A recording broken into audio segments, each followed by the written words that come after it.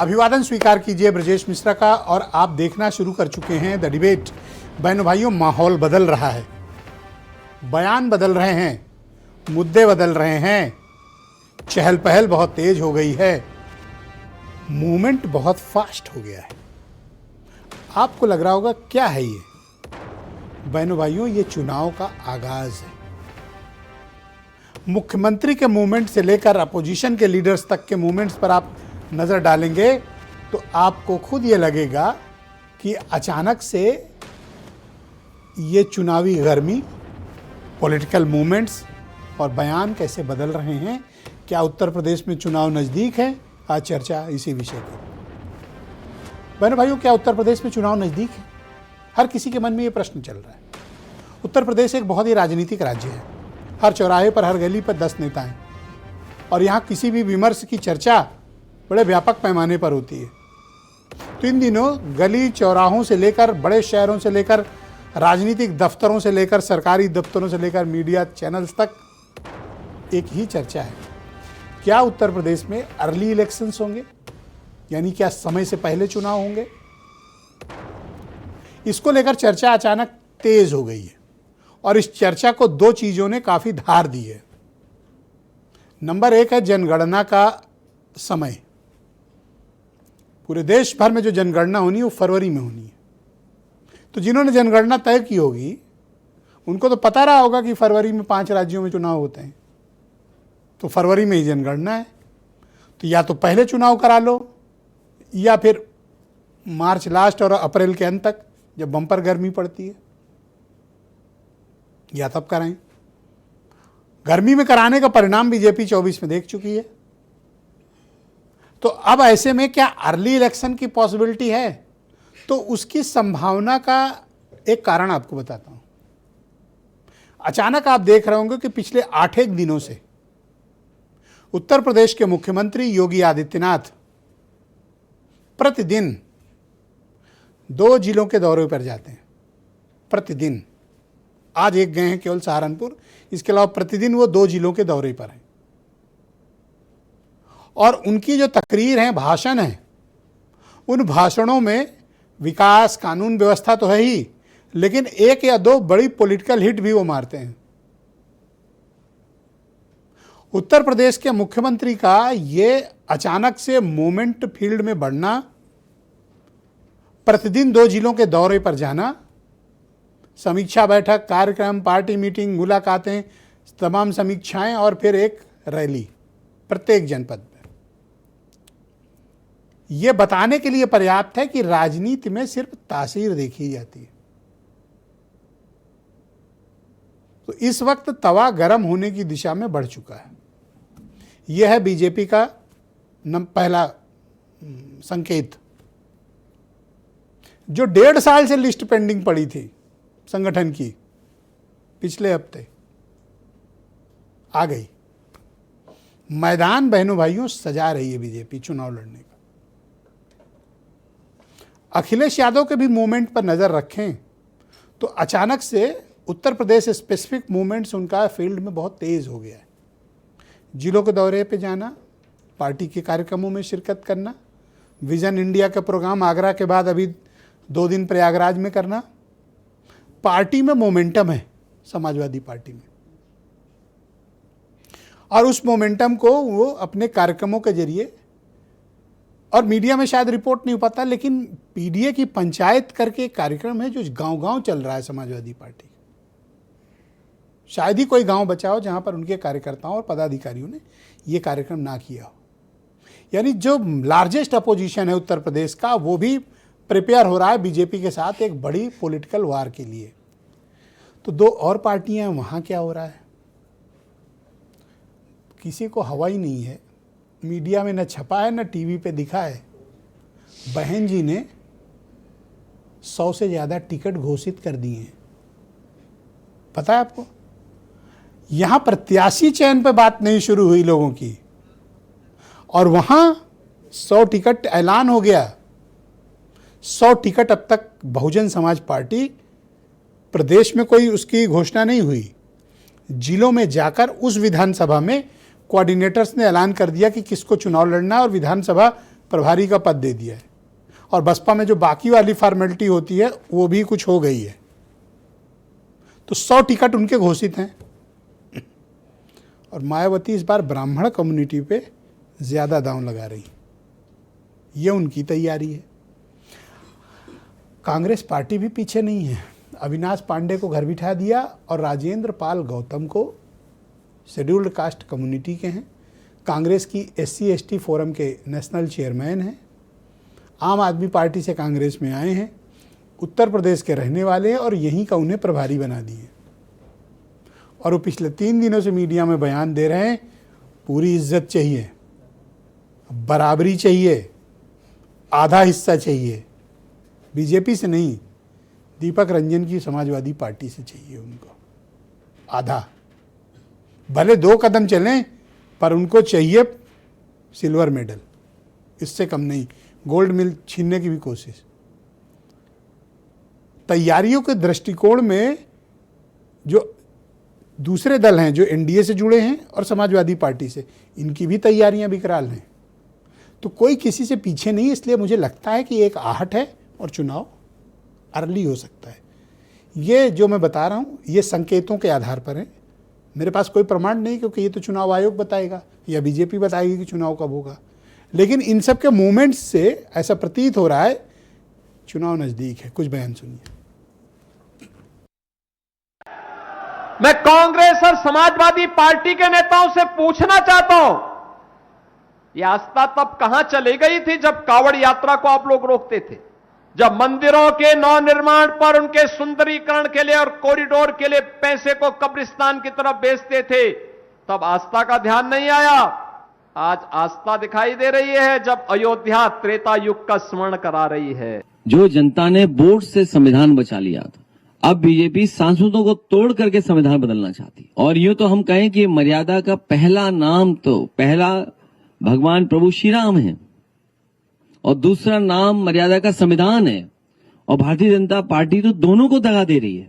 हम सब लोग अपनी तैयारी पूरी ताकत से कर रहे हैं। 403 विधानसभाओं पर कांग्रेस एक विधानसभाओं पर अपनी ताकत को बढ़ा रही है संगठन सृजन के माध्यम से। बाकी नेतृत्व का निर्णय है, जो राष्ट्रीय नेतृत्व लेगा निर्णय, उसे एक कार्यकर्ता, एक सारी जनता, हमारी जो लोग हैं सब खड़े। तो बहनों भाइयों, आज की विशुद्ध राजनीतिक चर्चा है। दिनेश प्रताप सिंह उत्तर प्रदेश में भारतीय जनता पार्टी के मुख्य प्रवक्ता हैं, दीपक रंजन समाजवादी पार्टी के प्रवक्ता हैं, मनीष हिंदवी उत्तर प्रदेश में कांग्रेस कमेटी के प्रवक्ता, और राष्ट्रीय लोकदल के national general secretary Anil Dubey ji भी मेरे साथ जुड़े हुए हैं। और ख़ास बात यह है कि दुबे जी का प्रमोशन हो गया है। अब पता है क्या हो गए, इस पद पे तो हैं ही दुबे जी, पता नहीं क्यों मुंह लटकाए बैठे जबकि इनका प्रमोशन हुआ है। ये पार्टी के संसदीय बोर्ड में जयंत चौधरी के साथ मेंबर बना दिए गए हैं, पर इनके चेहरे पर मायूसी है। अरे भाई, संसदीय बोर्ड में आ गए और टिकट तय करोगे, अब तो खुश हो जाओ। और दुबे जी के परम मित्र और हम सब के सीनियर ब्रजेश शुक्ला जी, बहुत ही जाने माने राजनीतिक मामलों के उत्तर प्रदेश के टॉप के पत्रकार हैं, हमारे साथ आज विश्लेषण करेंगे। और वीरेंद्र जी हमारे नेशनल हेड। तो आप सभी का स्वागत और धन्यवाद। तो दिनेश जी, कब चुनाव है, डेट बता दो, हम लोग तैयार हो जाएं। ये तो चुनाव आयोग को घोषणा करनी है। अरे आप भी बहुत करते हो ब्रजेश भाई। मुझे स्मरण है कि एक बार कुछ दिन पूर्व, हमको लगता है वर्षों हो गया है, चुनाव के समय एक बार आपसे इसी पर चर्चा हो रही थी जी। तो हमने उस समय कहा था कि भारतीय जनता पार्टी इसलिए नहीं चिंतित होती है कि हम वो छात्र हैं जो 365 दिन अध्ययन करते हैं, और कुछ ऐसे छात्र हैं जो गेस्ट पेपर और नकल के भरोसे होते हैं। तो चिंता तो उनको करनी चाहिए कि गेस्ट पेपर से वो प्रश्न आएगा कि नहीं आएगा, नकल वो कर पाएंगे कि नहीं कर पाएंगे। अभी आप अपने वक्तव्य में कह रहे थे, अपनी स्टोरी में आप सुना रहे थे कि एक पार्टी भी सक्रिय हो गई है। भारतीय जनता पार्टी तो पहले दिन से अपनी सदस्यता अभियान के माध्यम से, अपनी संरचना के माध्यम से, अपना पन्ना प्रमुख, अपना बूथ प्रमुख, अपना शक्ति केंद्र प्रमुख, अपना मंडल, अपना जिला, अपना क्षेत्र, अपना प्रदेश, उनका प्रशिक्षण कार्यक्रम, ये तो हमारी नियमित दिनचर्या है। लेकिन बाकी पार्टियों का क्या है? बाकी पार्टियां जब चुनाव आती है तब वो थोड़ी सी उनमें हलचल दिखती है। और हलचल किस बात की दिखती है? सूत न कपास, जुलाहुम लट्ठम लट्ठा। सिर्फ कि बड़ा भाई कौन होगा और छोटा भाई कौन होगा। और मुझे एक बात और ब्रजेश भाई नहीं समझ में आती है कि इन पार्टियों में जो प्रदेश के पदाधिकारी होते हैं, मुझको तो लगता है कि ये केंद्र के ही प्रतिनिधि होते हैं। वो जो बात कहते होंगे वो सत्य बात कहते होंगे, लेकिन उसी पार्टी के प्रवक्ता जो है उनका दूसरा सुर होता है। ये किसके लिए बोल रहे हो? नाम लेके कहो। अभी प्रभारी कांग्रेस पार्टी के प्रभारी हाँ, तो नाम लेके उन्होंने कहा कि हमको बराबर की हिस्सेदारी चाहिए। यहां तो बड़ा भाई और छोटा भाई बनने की होड़ चल रही है।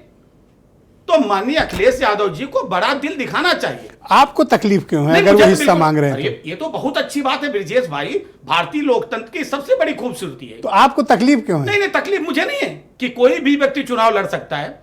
वो किसी दल के साथ लड़ सकता है, गठबंधन करके लड़ सकता है, निर्दल लड़ सकता है। हमको तकलीफ नहीं है। तकलीफ क्यों होगी?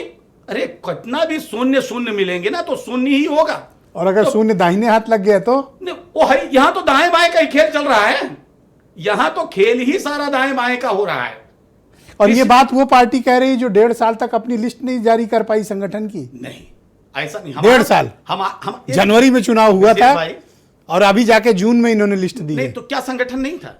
मैं यही कह रहा हूं कि क्या कार्यक्रम, क्या हमारे पदाधिकारी उस समय नहीं थे? उस समय हमारे पदाधिकारी थे। उस समय हमारे पदाधिकारी का आज की तारीख में जिस दिन सूची आई उस दिन सारे पदाधिकारी सारी कार्यक्रम कर रहे हैं। हमारे यहां कुछ परिवर्तन दिखा आपको? हो सकता है कि मेरी जगह कोई और बैठता, आज मैं बैठ रहा हूं। तो इसलिए भारतीय जनता तो ये बता के बात को समअप करो ना कि भाई चुनाव कब होगा, अर्ली होगा या बाद? नहीं, चुनाव जब भी समय से होगा। जब भी चुनाव आयोग चुनाव डिक्लेयर करेगा ब्रजेश भाई, भारतीय जनता पार्टी पूरी तैयारी है, पूरी ऐसा प्रतीत होता है कि आपकी तैयारी नहीं है, वरना आप कह देते कि अभी करा लो। नहीं, हम तो मैं तो चुनौती देता हूं कि आप ये बात कहो कि अभी करा लो। मैं ये कह रहा हूं कि कभी हो जाए, मैं तो कह रहा हूं तो हो जाए नवंबर दिसंबर में। तैयारी हम करें, चुनाव आयोग को नवंबर के हिसाब से तैयारी आपकी लगनी है। तैयार नवंबर के हिसाब से आपकी तैयारी लगनी है। इसके लिए क्या होता है ब्रजेश भाई ना, अभी एक समाजवादी पार्टी के नेता हैं, अभी आप बताओ कि नवंबर के हिसाब से तैयारी है। एक उदाहरण दे के करना पड़ता है ना। अभी उनकी सारी तैयारी, सारी लड़ाई वो ना यक्ष पे लड़ रहे हैं। अरे चुनाव जीतने के लिए जनता का दिल जीतना पड़ता है। और ये पार्टियां ब्रजेश भाई जिसकी आप बात की है ना, एक सवाल और फिर मैं आगे बढ़ूंगा। बस इसका नवंबर के हिसाब से तैयारी हम कह रहे हैं ब्रजेश भाई, उत्तर प्रदेश की प्रबुद्ध जनता ने इन सारी पार्टियों के उत्तर प्रदेश में शासन करने का अवसर, सेवा करने का दिया ना। जनता ये आकलन करती है कि उत्तर प्रदेश में आप कौन सा। मैं फिर आपसे चुनौती पूर्वक कहता हूं कि अगर आपकी तैयारी हो नवंबर की तो बोलो, और नहीं तो फिर अपनी बात हमने कहा कि जब भी चुनाव आयोग नवंबर में चुनाव की तिथि घोषित करेगा, भारतीय जनता पार्टी चुनाव के लिए तैयार है। हम हमेशा 324/7 काम करने वाली पार्टी। दीपक रंजन समाजवादी पार्टी के प्रवक्ता हैं। दीपक जी, अगर अर्ली पोल होते हैं तो क्या आपकी पार्टी तैयार है? ऐसा प्रतीत होता है कि अभी तक आप मानसिक रूप से और रणनीतिक रूप से शायद तैयार नहीं है।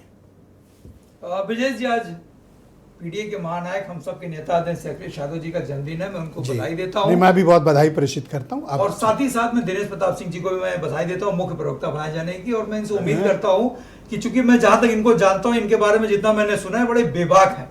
जो भी बात करते हैं बड़े बेबाकी से करते हैं। अगर अपनी पार्टी की भी आलोचना करनी होती है तो वे पीछे नहीं हटते, सच बताते हैं। अच्छा है कि कोई फूल माला नहीं, वरना आप माल्यार्पण करते हैं। पहना देंगे माला, फूल अभी पहना देंगे। और अगर सच बोलेंगे तो 4 माला और बनाएंगे। अगर अपनी पार्टी की जो सत्यता है, अंदर वाली चीजें बाहर निकाल कर आएंगे। अगर इतनी तैयारी थी, इतनी तैयारी है भारतीय जनता, आपने इनको बधाई दे दी, अखिलेश जी को दे दी, हमारे दुबे जी में क्या कमी है? तो उनके उनके भी तारीफ कर, उनको भी बधाई देते। अभी तो उन पर हम आएंगे ही आएंगे, उनको हम कहाँ छोड़ पाएंगे, बड़े भाई हैं हम लोगों के वो। लेकिन मैं दिनेश प्रताप सिंह जी से मैं इतना पूछना चाहता हूं कि अगर आपकी चुनाव की इतनी तैयारी थी तो त्रिस्तरीय पंचायत चुनाव से पीछे क्यों भाग गए? त्रिस्तरीय पंचायत चुनाव से हट क्यों गए? चुनाव क्यों नहीं करा पाए समय से? 1 नेशन 1 इलेक्शन, आप नोट कर लें, अपनी बारी में दीजिएगा जवाब। 1 नेशन 1 इलेक्शन, कितनी कितनी बातें करने वाली। हम समाजवादी पार्टी 24/7 जनता के बीच में रहती है, उनके दुख दर्द को सुनती है और उनके बीच में रह करके उनका काम जितना हो सकता है उतना कराने की कोशिश करती है। इस जो आताताई सरकार चल रही है उससे अगर कोई सड़क से लेकर के सदन तक लड़ रहा है तो समाजवादी पार्टी लड़ रही है, समाजवादी पार्टी के राष्ट्रीय अध्यक्ष जी लड़ रहे हैं, समाजवादी पार्टी के एक कार्यकर्ता। हम तो कह रहे हैं कल चुनाव करा लें, हम तो कह रहे हैं कल चुनाव करा लें, क्योंकि जनता भी। अरे बहुत जोखिम भरा बयान दे रहे हो, पहले पूछ लो घर पे। हम तो जनता की तैयारी है कि बाराती बुलाए? आदरणीय ब्रजेश जी, हम तो जनता की आवाज बन के बोल रहे हैं। जनता चाह रही है, जनता इनको 1 मिनट देखना नहीं बर्दाश्त कर रही। 1 मिनट इनको हजम नहीं कर पा रही जनता। आज जिस तरीके तो से है दम तो बोलो ना, चुनौती स्वीकार करो कि नवंबर में करा लो। कल करा लें, कल चुनाव आयोग से, भाई जुगाड़ आयोग तो इनका है ही है, जुगाड़ चुनाव आयोग जो इनका जुगाड़ आयोग बना हुआ है भारतीय लड़ जनता लोगे नवंबर में? कल लड़ लेंगे हम, तो कह तो रहे हैं, कल ये पीसी करा दें उनकी चुनाव आयोग की। पर अभी तो राजेंद्र गौतम से बात नहीं हुई ना। कौन? वो सब राजेंद्र गौतम जी ने ऊपर लेवल पे सारी बात हो रही है। ये नीचे फालतू लड़ रहे हैं। नहीं, कौन फालतू? आपको हम अगर कह देंगे कि हम जो है किले फतह कर लें, क्या कर लेंगे, तो क्या हमारी बात को आप कोट करके मान? जो राष्ट्रीय अध्यक्ष जी हमारे कहेंगे, जो राहुल गांधी जी कहेंगे, मल्लिकार्जुन खड़गे जी बाकी कहेंगे, नीचे सब खारिज करते हो आप। भाई नीचे सिर्फ कौन, राहुल गांधी। नीचे कौन क्या कर? भाई वो भी अपने पार्टी के अब प्रभारी बन करके आए, तो क्या अपने पार्टी को कह देंगे कि हमारी पार्टी बस 1 सीट पे लड़ेगी, हमारी पार्टी 2 सीट पे लड़ेगी? अरे जाहिर अरे सी आप बात है। 50-60 भी कह सकते हो, एक क्यों बोल रहे हो? किस पे? ये तो बेइज्जत करने हम की तो कोशिश कर रहे हो। बढ़ने तो दीजिए, हम एक सीट से शुरू करोगे? 1, 2, 10 हम कर रहे हैं, हम तो बढ़ तो 10? तो ये थोड़ा ना, अरे 10 से 20 कर देंगे। ये नहीं, थोड़ा सा ये अरे सम्मानजनक नहीं है। 20 से 40 चलिए, 40 चले ना, हमारे नोट कर लो भैया, मनीष जी। हमारे उसको कोड ना करिए। कौन बोला? अभी मैं बोला? अरे तो हम कह तो कौन रहे हैं बोला कि 40? अरे तो 40 में बढ़ने तो दीजिए भाई। अभी बाकी जो अच्छा, मतलब सौदा हो रहा है हम कि लोग 40 रुपए किलो दोगे कि 50? आपके चैनल पे बैठ के हम लोग Thank कहाँ you. सौदा कर पाएंगे? लेकिन ये जरूर है कि समाजवादी पार्टी बड़ा दिल दिखाते हुए Thank you. बड़े रूप में रहेगी और बड़े भाई की भूमिका में भी रहेगी।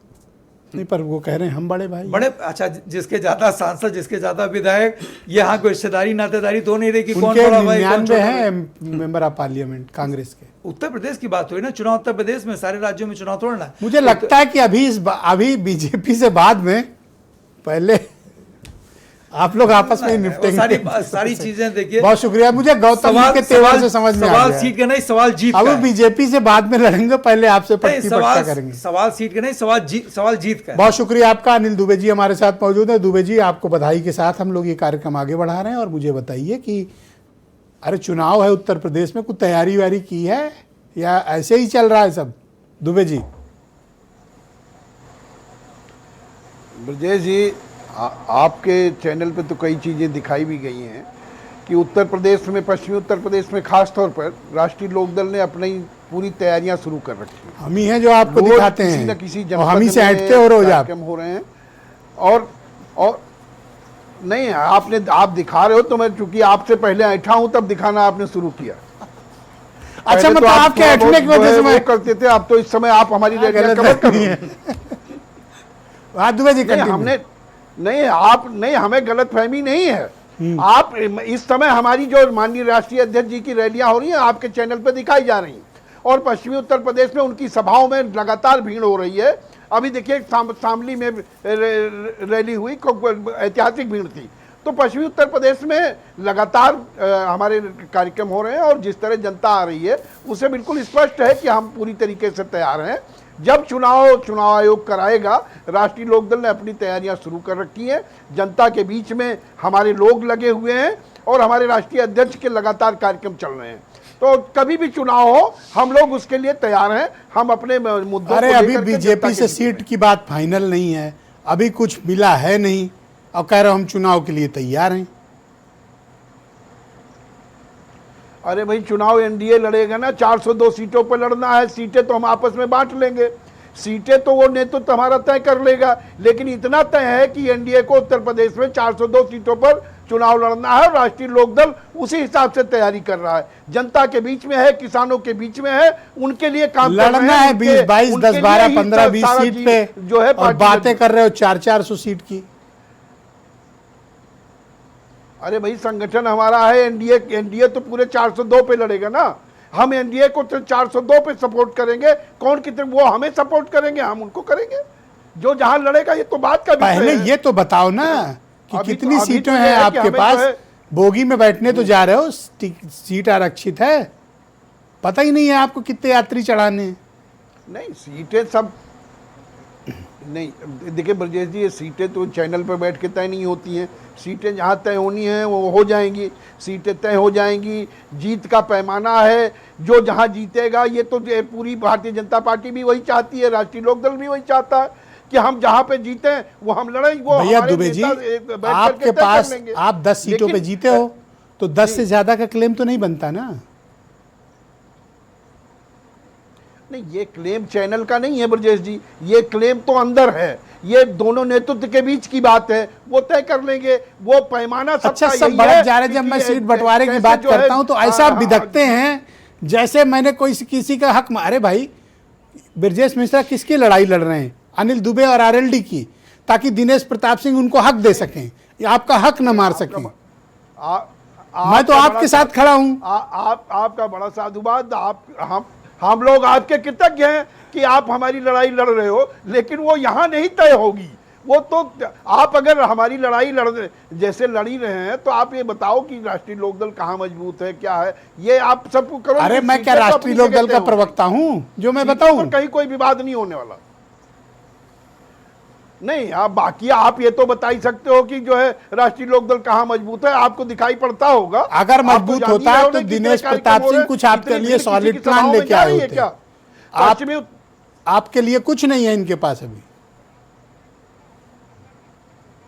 नहीं, उनके हम लोगों के लिए के पास प्लान है, सब प्लान है कि हम लोग कैसे जो है 2027 में फिर आ रहे हैं, उसी का प्लान सबके पास है। देख लो भैया, बीजेपी ने पीछे जो दूसरे राज्यों में हिस्ट्री है, संभल के चलना। हम तो दोस्त हैं आपके, आपको बता ही सकते हैं कि आगे काई है, संभल के चलना। नहीं, आप तो जो है निंदक नियरे राखिए आंगन कुटी छवाए, तो आप तो जो है मैं आपका निंदक जिस नहीं हूं तरीके से भाई। भी बता रहे हो वो सब बिल्कुल मैं बहुत ब्रजेश अच्छा है, शुक्ला जी मुझसे से सीखिए। 20 बार गवाही दिला चुका, मैं आपकी निंदा क्यों करूंगा? आप दोस्त हैं हमारे, आपको बधाई दी मैंने, नहीं, और आप कह रहे हो आपकी- मैं आपका निंदक हूं। ब्रजेश जी, आपकी गवाही तो ब्रजेश शुक्ला जी भी जानते हैं ना कि कितनी गवाही दोगे आप। अच्छा ठीक है, मेरी गवाही पर भी सवाल है। मतलब जितना घी खिलाओगे, जितनी तारीफ करोगे, दुबे जी उतना ज्यादा शोर मचाएंगे। मनीष हिंदवी, उत्तर देखिए प्रदेश ब्रजेश में जी, कांग्रेस कमेटी के प्रवक्ता हैं। मनीष देखिए जी, ब्रजेश, बहुत स्वागत आपका। ये आपकी पार्टी का कोई नया फार्मूला आया है कि पूरी इज्जत चाहिए, फुल इज्जत चाहिए, बराबरी की सीटें चाहिए, आधी सीटें चाहिए? कोई नया फार्मूला लाए हैं आप लोग? इसमें कोई फॉर्मूला नहीं है, ये लोकतांत्रिक बातें हैं जो लोकतांत्रिक तरीके से कही जा रही हैं। जैसे हमारे प्रभारी ने ये बात कही कि हम लोग एक टेबल पर बैठकर दोनों का आत्मसम्मान बचाकर बात करेंगे। ये तो आप कह रहे हो, ऐसे शब्द उन्होंने तो नहीं बोले। नहीं तो उन्होंने कुछ अभद्र भी तो नहीं कहा। उन्होंने ये जो भी कहा, नहीं बोला जो आप कह रहे हो। नहीं तो उन्होंने कहा यही, उन्होंने कि- कहा बराबरी चाहिए, हाँ। आधी सीटें चाहिए। हाँ ठीक है, उन्होंने कहा कि हम उत्तर प्रदेश चल रहे हैं, हम बैठकर बात करेंगे। और किससे? भाई सपा से बात करेंगे और किससे बात करेंगे? आपसे कौन बात करेगा जब लीडरशिप टू लीडरशिप बात हो रही? लीडरशिप के ही लोग हैं, सबको काम लीडरशिप नहीं सौंपा है। दीपक रंजन ने आपके मुंह पे कह दिया है, और कहोगे तो दोबारा पूछवा दूंगा। नहीं दोबारा मत पूछवाइए उनसे। ऐसा क्योंकि है आप कि जानते हैं कि दीपक वही ऐसा बात है बोलेंगे। कि हमारे यहाँ बड़ी, सुनिए तो, बड़ी लोकतांत्रिक व्यवस्था है, आपस में बैठकर बातचीत होती है, हम कुछ कहेंगे वो कुछ कहेंगे। किससे बात अरे, होनी है? बात पूरी तो हो जाने दीजिए। अब आपने उठा दिया सवाल, अब बात पूरी तो होने दीजिए। हम भाजपा तो नहीं है कि कम से कम अपने सहयोगियों को खा जाएं, खत्म कर दें उन्हें। हम भाजपा तो नहीं है सर रुकिए, यहाँ। नोट कर लो अरे सर, अपनी मतलब बारी। ये अब तो पूरे भारत में इस बात को कोई कहे सर, अगर, छोड़ो, अरे सुन पहले तो- यहाँ डिसाइड कर लो। अरे सुन तो लीजिए ब्रजेश जी, मैं अब पक्का तो- अवसर दूंगा, अरे पहले सुन ये तो लीजिए decide ब्रजेश जी, अब किसी ये को, जो केस खुला है इसको क्लोज करो पहले। कौन सा केस खुला है? ये जो गौतम जी का केस खुला तो है। गौतम जी क्या कह रहे हैं? बराबरी गौतम जी कह रहे हैं कि बराबर और बैठ के आधी टेबल, सीटें। अरे टेबल पर बैठकर बातें होंगी, क्या आधी बुराई है सीटें इसमें? में ब्रजेश शुक्ला जी मुझे बता रहे थे कि 402 सीटें हैं, 201 भाई चाहिए। ब्रजेश शुक्ला जी, मनीष हिंदवी, दीपक रंजन जी, अनिल दुबे जी, यहां बैठकर तो तय नहीं होगा। अब तो राजेंद्र गौतम तय करेंगे। राजेंद्र गौतम जी बात करेंगे, बात ऊपर किससे रखेंगे। बात करेंगे? देखिए राजेंद्र गौतम जी अपने मन से यूपी नहीं आ रहे हैं, उनको नेतृत्व भेज रहा इसका है। मतलब कि राजेंद्र गौतम से ये केंद्रीय नेतृत्व बुलवा रहा है? नहीं, क्या राजेंद्र दीपक रंजन को इतना नासमझ राजेंद्र समझते गौतम हो? जी को भेजा क्यों जा भाई? रहा है उत्तर प्रदेश बुलवाया जा रहा है प्रभारी तो? बनाकर। मैं अपनी बात पूरी कर लूं। प्रभारी नहीं, एक मिनट दीपक भाई, एक मिनट। प्रभारी अच्छा, अपने मन से? ये इनका विचार हो सकता है ना, मैं क्या कह रहा हूं? इस तरह मत बोलो, देखो सहयोगियों का नहीं अपमान मैं मत मैं अपनी करो। बात पूरी कर लूं, मैं अपनी बात पूरी आप अपमान का नहीं, ये गलत बात है। अपने मन देखो। के विचार हो सकते हैं भाई ब्रजेश जी अपनी बात ये पूरी उनके करो, अपने बात रह विचार हो जाएगी। सकते हैं, किसके? अपनी बातें हो सकते हैं प्रभारी जी के। प्रभारी जी क्यों चाहेंगे कि उनका कहीं सा जो है उनकी ब्रजेश पार्टी जी, कमजोर हो या 400 मैं अपनी बात पूरी कर लूं, रह गई बीच में। अब आपस में तय कर लो। नहीं आपस में नहीं तय होना है। मैं वो चैनल, मैं क्या कह रहा हूं, 200 सीट के चाहिए। मैं क्या कह रहा हूं, आज आप इरिटेट हो कुछ? नहीं एकदम नहीं। आप ये कहकर इस बात को हल्का करना चाह रहे हैं। मैं सिर्फ एक छोटी सी बात कह रहा हूं कि राजेंद्र पाल गौतम जी को उत्तर प्रदेश भेजा जा रहा है। आ गए, वो आ गए, वो अपनी रिपोर्ट बनाकर ऊपर देंगे, जो भी उनको लिखना होगा पर उसमें रिपोर्ट लिखेंगे। तो पहले लीक कर दी ना। नहीं, वो आधी सीट मांग रहे हैं। आने के पहले एक बात एक नेता के तौर पर कह रहे हैं, तो उसमें बुराई क्या है? मुझे केवल एक चीज बता दो, इरिटेट मत हो, ना हम लोग आराम से बात हाँ, आराम से, इस्माइल, आराम। हाँ, बिल्कुल है ना? बताइए दिनेश जी, बिल्कुल, हंस के बात करें। हाँ, हंस के बात करेंगे, बताइए। दिल पे हाथ रख के करना। 200 आपके पास नेता भी हैं कि 200 सीट चाहिए लड़ने के लिए?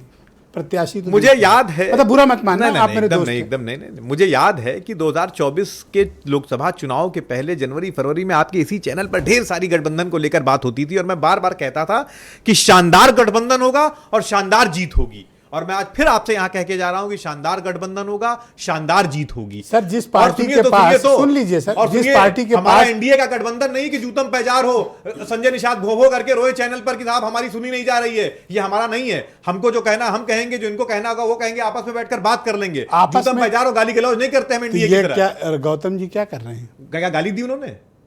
रोए बैठ के जूता चलाया? एनडीए की तरह तो नहीं है ना जैसी भाई। नौबत दिख ओमप्रकाश रही है तो राजभर लगी जी रहा से है। लेके संजय निषाद जी से लेकर और मतलब क्या क्या नहीं हुआ। कम से कम हमारे गठबंधन, भाई ये लोकतंत्र है, हम अपनी बात कहेंगे, जो बेहतर होगा उसको उसमें अच्छा, उसको तय कर लिया बिना जाएगा। आहत और नाराज हुए ये बताइए, और बुरा मत मानना। हाँ, बताइए। हाँ, सबको बताइए। आजिर नाजिर जान के मैं ये बात कह रहा हूं। इतने आपके पास जिला अध्यक्ष, शहर अध्यक्ष भी हैं, जितनी हमारे पास सीटें, तो 33 आप यूनिट सवाल ही हैं। नहीं पूरा करने दे रहे हो। अरे आपने ठीक, जो कहना फिर था, मुझसे हम कह रहे हैं, आपकी- टोकते हो। आपकी मंशा समझ गए, जब आप मुझे नहीं बोलने अच्छा दे रहे तो चलो, मैं आपको सवाल हाँ नहीं ठीक है, कर बोल लो रहा भी। हूं। चलो, जनता तो जानी गई मैं क्या कह रहा हूँ। अभी संगठन अब सृजन में अरे सुन तो लीजिए, संगठन सृजन में हमने 3 लाख से ऊपर पदाधिकारी बनाए हैं। और सुनिए, यूपी में? हाँ, यूपी में। और अरे इलेक्शन कमीशन को मानेंगे? ठीक। इलेक्शन कमीशन ने 10 जनवरी का अपना जो वो दिया, डेटा दिया है, वो आपके सामने अब रख दूंगा, अभी निकाल कर रख दूंगा। उसमें 95,000 से ऊपर तो खाली हमने बीएलए बनाए हैं। बुरा मत मानना सर, 2% वोट थे आपके 2022 के। 9.5% वोट थे 24 में। 24 की छोड़ो सर, क्यों छोड़ असेंबली तो असेंबली बात आपको जो करो। अच्छा लगे वो ले लें, और हमको जो अच्छा लगे वो आप छोड़ देंगे।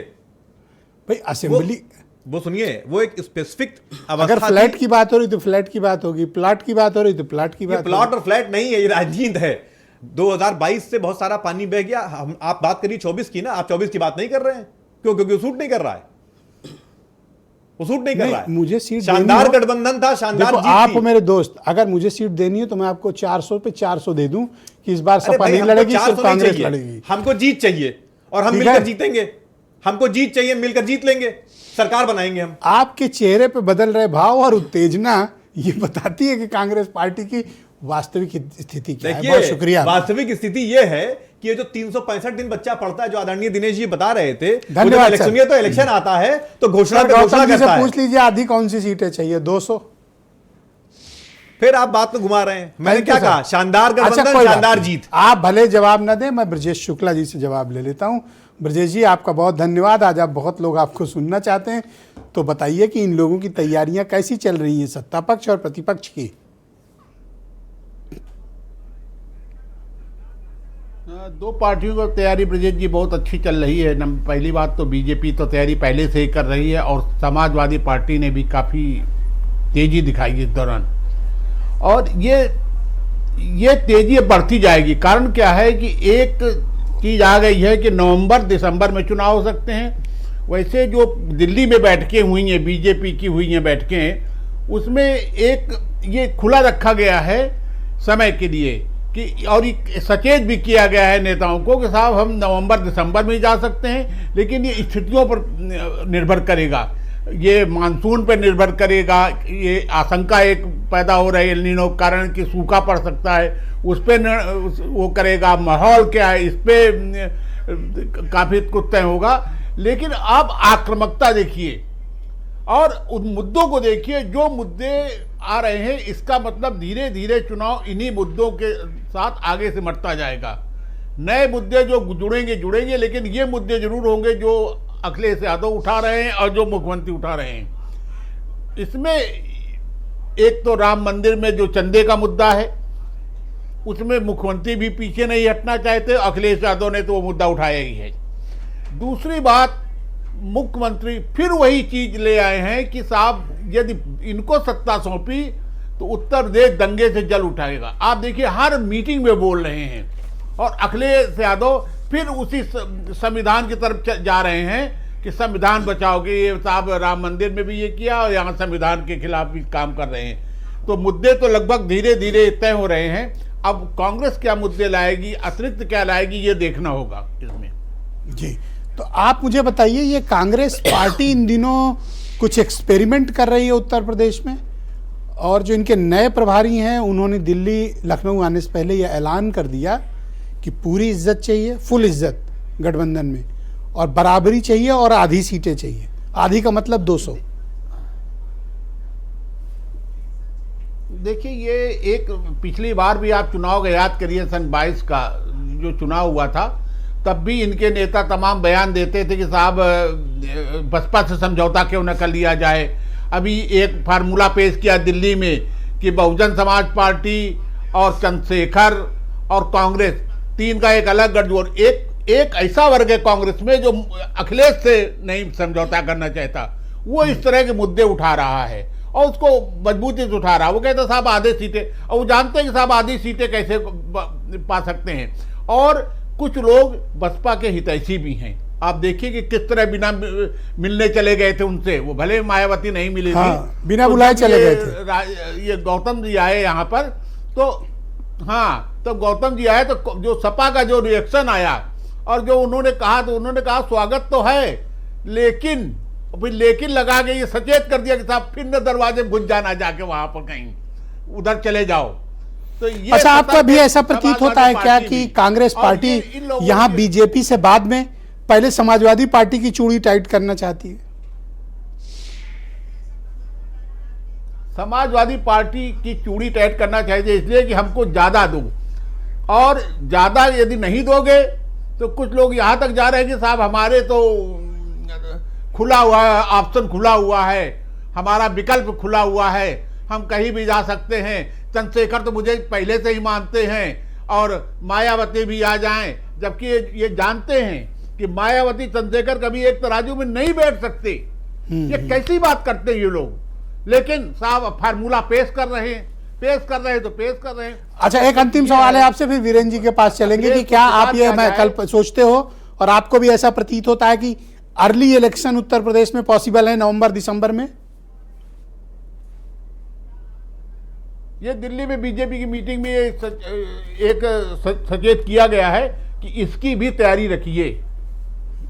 इसकी भी तैयारी रखिए। जी, आपका बहुत शुक्रिया ब्रजेश जी, कृपया हमारे साथ बने रहिए। वीरेंद्र जी हमारे साथ इस कार्यक्रम में जुड़ चुके हैं। वीरेंद्र जी, स्वागत आपका। तो आप बताइए, आपको तो ज़्यादा बेहतर और नज़दीक से पता होता है, क्या उत्तर प्रदेश में अर्ली इलेक्शन यानी समय से पहले नवंबर दिसंबर में चुनाव संभव है, या फिर समय से होगा, या फिर मार्च अप्रैल मई में? देखिए, समय से पहले वही चुनाव कराता है जिसको अपनी जीत का दोबारा भरोसा होता है।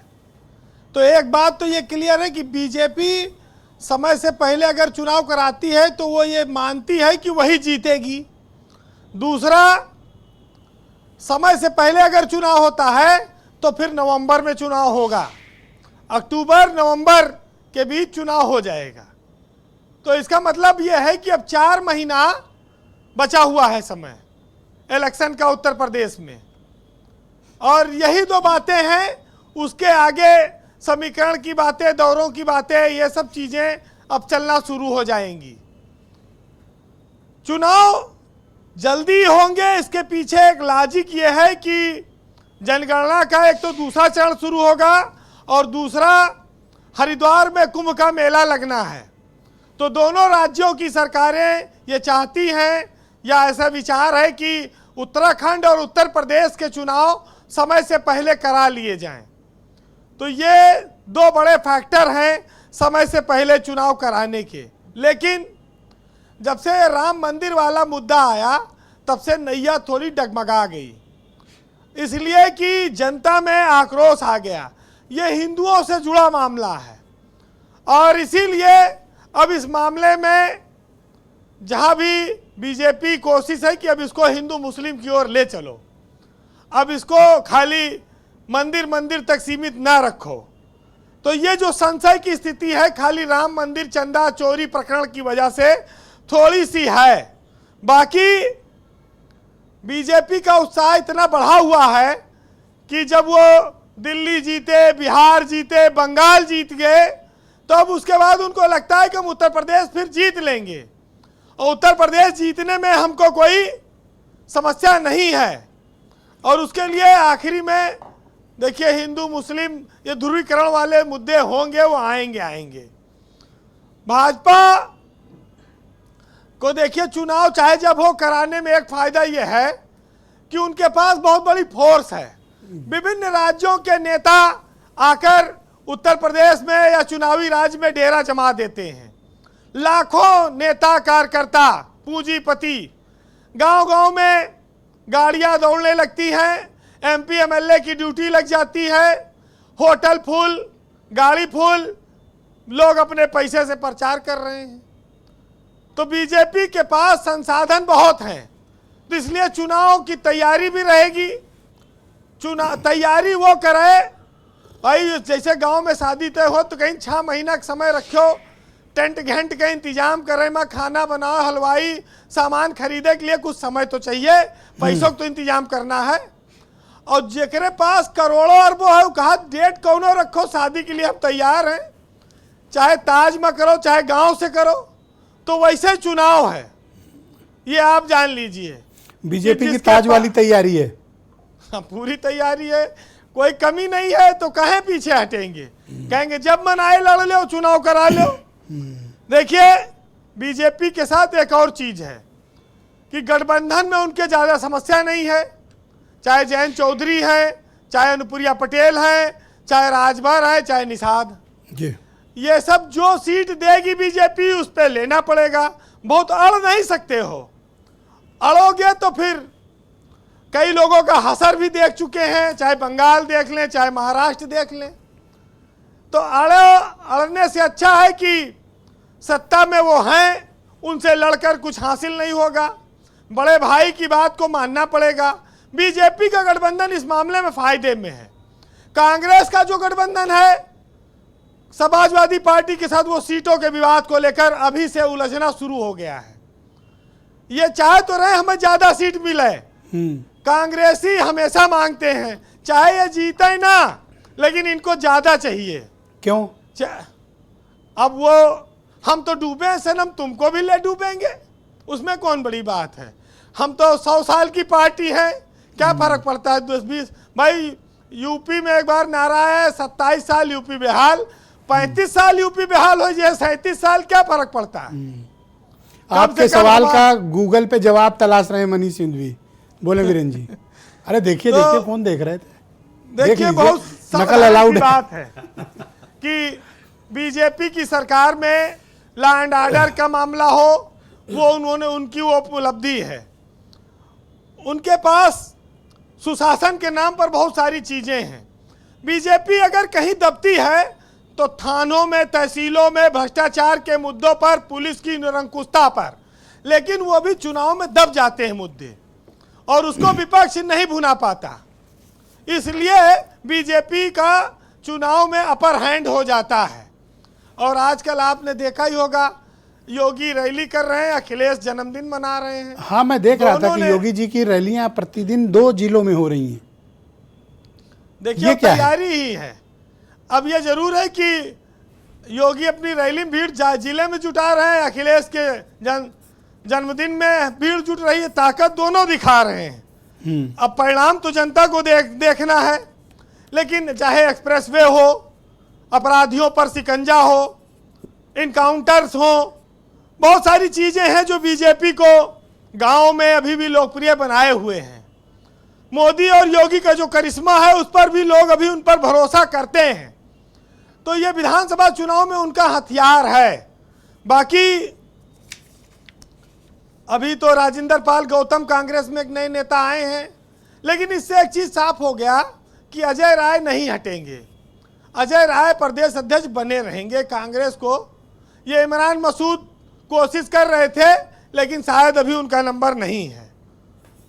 तो ये इतनी बातें हैं जी, और कंक्लूड करें। एक सुन लीजिए कविता कि मेरा भारत कैसे महान है, कि भारत के लोकतंत्र का क्या करूं बखान, भोली जनता क्या करे, पल्ले पड़े बेईमान, फिर भी मेरा भारत महान। मुंह उठाए फिर चले आए और छुट भैया चमचों से पर्चे बंटवाए, रंग बिरंगे झंडे फहराए और इक्के दुक्के काम गिनाए और मांग रहे हमसे मतदान, फिर भी मेरा भारत महान। भाजपा कांग्रेस समाजवादी ओढ़े रहें भैया सफेद खादी और हर काम की तुमको आजादी और होती है होने दो बर्बादी, इनका है किसी को नहीं अनुमान, फिर भी मेरा भारत महान। बहुत शुक्रिया वीरेंद्र जी, ग्राउंड जीरो से इतना ढेर सारा इनपुट इतने कम समय में आपने दर्शकों को उपलब्ध कराया, आपका बहुत शुक्रिया। बहनों भाइयों, इस पर चर्चा का दूसरा चरण शुरू करते हैं। दिनेश प्रताप सिंह भारतीय जनता पार्टी के मुख्य प्रवक्ता हैं, हमारे साथ कार्यक्रम में मौजूद हैं। देखिए, अभी तक आप दिनेश जी, आपकी पार्टी के कई सहयोगी दल हैं, राष्ट्रीय लोकदल, SBSP, निषाद पार्टी और भी कुछ लोग हैं। आपका सीटों का बंटवारा अभी तक सुनिश्चित नहीं है। एटलीस्ट अपोजिशन में बहस तो हो रही है कि हमको आधा चाहिए, उनको चाहिए। आपके यहाँ तो अभी तक बंटवारे पे बात नहीं शुरू हुई। हमारे यहाँ कोई बंटवारे का विवाद ही नहीं है। जब सभी पार्टियों के अध्यक्ष बैठेंगे केंद्रीय नेतृत्व के साथ तो तय हो जाएगा। दिक्कत तो यहाँ है कि प्रभारी कुछ कह रहे हैं, प्रवक्ता कुछ कह रहे हैं, और मुझे तो बड़ा ताजुब हो रहा है कि समाजवादी पार्टी के प्रवक्ता यहीं बैठ के सीट बांट दे रहे हैं, यहीं बैठ के सीट दे रहे हैं। हाँ, 40, पहले 20 कहा, फिर 30 कहा, 40 तक, हाँ 40 तक पहुंच गए हैं। कितने? 1 से 40? हाँ, 2 से 40 तक, 2 से 40 तक पहुंच गए हैं। तो इनका पार्लियामेंट बोर्ड क्या करेगा, इनके प्रभारी क्या करेंगे, इनके केंद्रीय नेतृत्व क्या करेंगे, मैं तो खुद ही नहीं समझ पा रहा हूँ। और दूसरे कांग्रेस पार्टी, कांग्रेस के लिए बड़ी हार्दिक पीड़ा है आपके मन में, मैं देख रहा हूँ, विचलित दिख रहा हूँ कांग्रेस। पीड़ा थोड़ी स्वाभाविक है ना। जब वो बता रहे हैं कि हम 3 लाख पदाधिकारी बना दिए उत्तर प्रदेश में ब्रजेश भाई, तो हमको चिंता होना स्वाभाविक है। हम समझ पा रहे हैं कि इतने सदस्य हैं कि नहीं उत्तर प्रदेश में, इतने पदाधिकारी बन गए। और कांग्रेस पार्टी में पदाधिकारी बनने की एक परंपरा है, इसमें कोई हमको ताजुब नहीं होता। हमारे कांग्रेस में भी मित्र लोग हैं हम लोग, तो उनसे हम पूछते हैं, दोनों का हमारे यहाँ जो आता है, हमारे यहाँ तो संख्या निर्धारित है कि भाई 6 महामंत्री बनना है तो 6 बनेंगे, इतने सचिव बनना है तो इनके यहाँ ये नहीं है। इनके यहाँ 10 आ गए 10 को बना दो, अब 20 आ गए तो 20 बना दीजिए। तो जितने अब उसी बहाने इनके यहाँ जुड़ जाते हैं सदस्य ना। बाकी तो आप उत्तर प्रदेश में कांग्रेस की स्थिति आप देख लीजिए। और दूसरे भाई मनीष भाई और एक चीज कह रहे थे, ब्रजेश भाई कह रहे थे जो भाजपा के साथ गठबंधन करता है वो अपना इतिहास बता रहे थे। ये जिसके साथ गए कांग्रेस पार्टी खा गई। महाराष्ट्र में गए शिवसेना के साथ, क्या हश्र हुआ? बिहार में गए ना आरजेडी के साथ, क्या हश्र हुआ? उत्तर प्रदेश में आए ना, क्या हश्र हुआ? फिर से आएंगे वही हश्र होगा। तो जिसके साथ जाएंगे। आपकी सीट बंटवारे पर अभी तक आपने अपनी स्थिति स्पष्ट नहीं की। तो हमारे यहाँ कोई है, हम तो कह रहे हैं कि हम कैसे भाई, या तो ये एक कोटा निर्धारित कर लें कि भाई 30 सीटों के अंदर आप सबको निपटा दोगे। यस भाई, हमारे यहाँ 30 क्यों? 30 सीटों तक ये अनुप्रिया पटेल 36 वो मांग रहे हैं, 30 अरे 62 पे तैयारी है राजभर जी की। ब्रजेश भाई हमारे 30 सीटों पर आप मतलब मान एक मोटा मान लें। ब्रजेश भाई हमारे यहाँ कम से कम प्रवक्ता सीट नहीं बांटते हैं। अब दूसरी पार्टियों में लिमिट तो फिक्स कर सकते हो कि इतनी तक प्रवक्ता बैठ के सीट दूसरी पार्टियों में। अब लोकतंत्र है कह रहे हैं सर, अपनी बात। हाँ, लोकतंत्र है तो उसमें सीट बांट सकते हैं, लेकिन हमारे यहाँ आपने कोई कोटा अपर लिमिट फिक्स किया कि देखो हम बीजेपी 30 सीट स्पेयर कर पाएगी, इसी 30 में जयंत चौधरी, अनुप्रिया पटेल, राजभर और निषाद जी हैं 30 सीटों पे। मुझे नहीं लगता 30 से ज्यादा सीटें बीजेपी इन सबको इकट्ठा मिला के स्पेयर कर पाएगी। मेरी इस बात को बड़ी गंभीरता से नोट किया जाए। 30 सीटें बिल्कुल 30 में सब। ब्रजेश भाई हम 2 से नहीं 2 10 दे देंगे, 20 दे देंगे, 30 दे देंगे, नहीं होगा। हम नहीं, जैसे अभी 30 किसको दे दोगे? जैसे ब्रजेश भाई अभी बांट रहे थे समाजवादी पार्टी के, जैसे आप 30 किसको बांट रहे हो? अभी समाजवादी पार्टी 30 किसको बांट रहे हो? 30 का फिगर कहां से आया? हमारे 30 का फिगर कहां से आया? ना दिनेश जी एक सेकंड रुक जाओ भैया, हेलो एक सेकंड, ये 30 का फिगर आपके दिमाग में कहां से आ गया? अभी बांट रहे थे ना 2 आप 30 किसको दे रहे हो? हम कहां किसको दे रहे हैं? आपने बोला 30। ना ब्रजेश भाई मैंने ये कहा यहीं बैठ के बांट रहे थे अभी। धन्यवाद। और हमको लगा कि इनके यहाँ इतनी स्वतंत्रता है कम से कम, थैंक यू सर, कि कम से कम प्रवक्ता सीट बांट देते हैं। हमारे यहाँ तो अभी ऐसी 30 आपने बोला 30। मैं ये नहीं की बात कहा कि 2 से ओके ऑल राइट भाई, क्या आप लोगों को अथराइज किया गया इस? खैर प्रवक्ता है तो निश्चित किया गया होगा। कांग्रेस को इतना कमतर आंकते हैं? भाई कम से कम 3 डिजिट पे तो आओ, तब तो बात शुरू हो। देखिए आदरणीय विजय जी, भारतीय जनता पार्टी के प्रवक्ता मेरी किसी बात को नहीं समझ पा रहे हैं। आप तो इतने अनुभवी पत्रकार हैं, आप तो मेरी बात, मैंने कहा कि आरपी गौतम साहब ये थोड़ा ना कहेंगे कि मैं 1 सीट पे लड़ूंगा, 10 सीट पे लड़ूंगा, 20 सीट पे लड़ूंगा, 40 सीट पे लड़ूंगा। भाई प्रभारी बन के करके आए हैं तो तैयारी तो पूरे 403 की करेंगे ना वो, कि वो अपने आप को सेंडर मोड में ले आए कि हम सेंडर हो गए। तो ये चीज ये बता दें, आज बता करके जाए प्रवक्ता जी, अगर इनके पास लोकता है तो बता के जाए कि 30 सीटें 403 पे कांग्रेस, ये तो तंज कस रहे हो। नहीं, संगठन की तैयारी तो ना, होगी। ना, ना, ये गलत बात है। इंडिया ब्लॉक सारे ऐसे नहीं करना रहेगी। चाहिए आपको। और रहा सवाल, अभी इन्होंने कहा, भारतीय जनता पार्टी प्रवक्ता दिनेश भाई ने कहा कि सपा का क्या शुरू है 2024 में मिल करके तो धूल चटाया भारतीय जनता पार्टी को। अच्छा एक बात बताओ, मिल करके अभी 2024 बीते कितना दिन हो गया। अच्छा एक बात बताओ, दिन अभी ये भाई हमारे बड़े गुस्सा हो गए थे, मनीष भाई, गुस्सा मैंने होते एक नहीं कभी फार्मूला दिया था कि भाई फार्मूला 2022 का लगेगा या 2024 का लगेगा। मैंने कहा भाई 22 प्लाट की बात है तो प्लाट की बात है, आप कौन सा फार्मूला चाहते हो, 22 की 24? 2017 क्यों बोल रहे हैं आप? 125 दी थी आपने। नहीं, हमने 105 दी थी तो 105 पे मान जाओगे? उस समय कुछ और था, आज समय कुछ और है। अभी कौन सा देखिए, फार्मूला चाहते हो आप, 17, 22 या 24? मैंने कहा नहीं, let's clear, 1 minute please, 17, 22, 24 formula कौन सा? भाई अभी आप ही ने कहा ना, प्लॉट अलग होता है, अपार्टमेंट अलग होता है, कमर्शियल अलग बीघा अलग होता है, कमर्शियल अलग होता है। इनके साथ वो कौन सा चुनाव है? और होता है, ये चुनाव और स्क्वायर होता है। फीट में हो इनके साथ देखिए, कि देखिए गज में हो? देखिए यहाँ पर सवाल सीट का नहीं, सवाल जीत का है। और जाहिर सी बात ये है, कौन सा डायलॉग लेके आए हो, सवाल सीट का नहीं जीत तो का जीत- है? सवाल का भैया सीट का- देखो, गौतम जी के साथ हूं मैं, गौतम जी ने कहा आधा तो आधा। आप गौतम जी के साथ चले गए? हाँ? इतनी जल्दी आप गौतम जी के साथ अब चले गए?